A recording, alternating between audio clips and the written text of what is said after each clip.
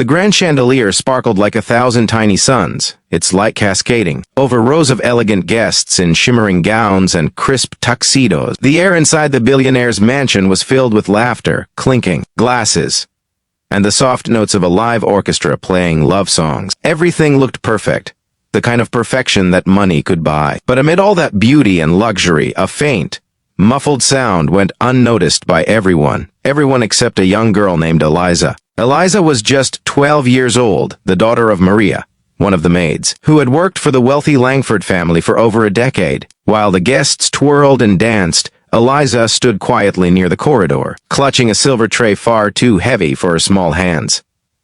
She was there only because her mother had no one to leave her with. "Stay close, don't talk, and don't touch anything," her mother had whispered earlier. Eliza had nodded obediently, but what happened next would change everything. For her mother, and for the entire Langford estate. As she stood near the Golden Hall's edge, her eyes wandered across the room filled with sparkling chandeliers and polished marble. She saw the bride, the billionaire's only daughter, glowing in her white gown, walking hand in hand with her new husband. Cameras flashed. Applause erupted. And just as everyone turned to watch the couple kiss under the crystal lights, Eliza heard it. A faint sound, a whimper, a cry. It came from behind the wall near the grand staircase. At first, she thought it might be the wind or some sound from the kitchen. But then she heard it again, a trembling voice, hoarse and weak. "Help, please." Eliza froze. Her heart began to pound. The sound was so faint it almost blended with the music, but there was no mistaking it. Someone was crying, and it wasn't just anyone. It sounded like a child. She placed the tray on a nearby table and moved closer to the wall, her tiny hand brushing against the golden wallpaper. The cry grew louder, desperate. "I'm hungry, someone please." Her breath caught in her throat. Someone was trapped. If you believe that kindness and second chances can change the world, please take a moment to like this video, share it with your friends, and subscribe to our channel. Your support helps us share more stories that touch hearts. Eliza pressed her ear to the wall again, her pulse racing. Behind it, she could almost hear breathing. But how could that be? This was a grand mansion, every inch accounted for, every door locked and guarded. Still, something deep inside told her she couldn't ignore it. She had to help. She glanced around. The guests were too busy clapping for the newlyweds. Her mother was still serving drinks near the banquet table, unaware of what was happening. Eliza quietly slipped away and followed the sound down the corridor. The cries led her to a narrow hallway behind the ballroom, one that most guests never noticed. It was dimly lit and smelled faintly of old wood and dust. The sound came from a wall near an old painting, a portrait of a woman in a blue dress, framed in heavy gold. The noise was clearer here. Someone was definitely behind it. Eliza's hands trembled as she pushed the frame slightly, and to her shock, it moved. The painting wasn't just decoration. It was hiding something. Behind it, she noticed a small vent near the baseboard. She knelt down and peered inside. Her breath stopped. Two eyes stared back at her, dirty, terrified, and hollow with hunger. The eyes of a boy, not much older than her. His face was smeared with dust, his lips cracked and pale. "Please," he whispered. "Don't tell them.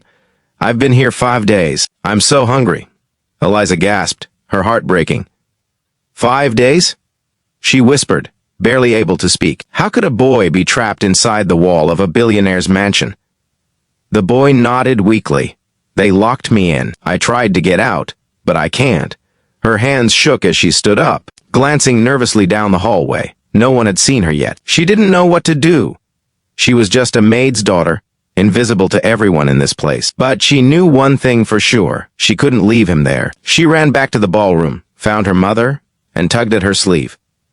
"Mama, there's a boy inside the wall." Her mother frowned, whispering sternly, "Eliza, not now. Don't make up stories." But Eliza's eyes were wide, her voice desperate. "He's real. Please, come." Seeing the terror on her daughter's face, Maria hesitated, then quietly followed her down the hall. When Eliza pointed to the vent, Maria knelt down and froze.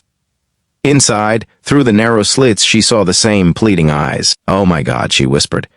Without another word, Maria began looking for something to help pry the vent open. She used a serving knife from her tray, forcing the screws loose. The metal bent with a screech, and when the vent finally came off, the boy crawled out, shaking, covered in dust and bruises. He could barely stand. Maria immediately pulled him close, wrapping him in her shawl. "It's okay, you're safe now," she whispered. But even as she comforted him, her mind raced. Who could have done this, and why? By the time they brought the boy into the light, the wedding music had stopped. A few guests nearby gasped when they saw the child. Frail, trembling, clothes torn. Someone shouted for security. Cameras turned. Within seconds, whispers spread across the hall. The billionaire himself, Mr. Langford, turned in confusion. "What's going on here?" Maria stepped forward, still holding the boy's shoulder protectively. "Sir, we found this child hidden behind your walls." A collective gasp rippled through the crowd. The bride's smile vanished. The groom's face went pale. Everyone stared, horrified. Mr. Langford's expression hardened. "That's impossible. There's no child here. Who are you talking about?" The boy stepped forward weakly, his voice trembling. You're the one who brought me here. Your men took me from the street, said I was stealing near your gates." The room fell silent. Maria's heart stopped. Eliza clutched her mother's hand. The guests exchanged shocked glances. The boy continued, tears streaming down his dirt-streaked face. "They said they'd just talk to me, but they locked me in that room. I kept shouting. No one came. Please, I just wanted food." A murmur of outrage began to grow among the guests. Mr. Langford's face reddened. "That's absurd," he barked. "He's lying. Some street urchin making up stories." But Eliza stepped forward, her small voice cutting through the tension. "He's not lying. I heard him. No one else did, but I did." Her words echoed across the silent ballroom. For a moment, even the orchestra seemed frozen. The bride looked at her father, disbelief in her eyes. "Dad, is this true?" Mr. Langford turned away, trying to maintain composure, but his silence said everything. Security arrived, followed by local police. It didn't take long for the truth to come out. The boy, named Liam, had indeed been caught near the Langford mansion days earlier, searching for food. One of the billionaire's guards had mistaken him for a thief. Instead of reporting him properly, they had locked him in a secret maintenance space, forgotten, unseen. When the billionaire learned of it, he chose to deal with it quietly, to avoid scandal during his daughter's wedding preparations. He never expected that a maid's daughter would uncover the truth. The revelation shattered the glittering illusion of the wedding. Guests left in disgust. Reporters who had been covering the lavish event began recording the chaos, and within hours, the story spread across the city. "Boy found locked inside billionaire's mansion." Headlines flashed everywhere. Mr. Langford faced public outrage. His reputation crumbled overnight.